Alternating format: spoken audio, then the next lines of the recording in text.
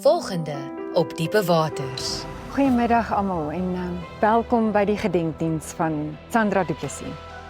Wat sal oom in 'n bar wil hê? As jy verletjies in 'n bar wil verander, is ek ook teen dit. Vandag vertrek ons eerste groep swemmers na die nasionale kampioenskap. Ja, hierdie is 'n belangrike week. Eer julle harde werk en kom terug huis toe met medaljes. Ek was volgende by die prokureurs. Die Sandra se prokureurs oral. Testament. Wie's dood? Ek het 'n date met Liam. Hey, hoe gaan dit daar? Ek wens ek was daar. Stop dit, jy gaan weg. Was dit Tsepo? Jep.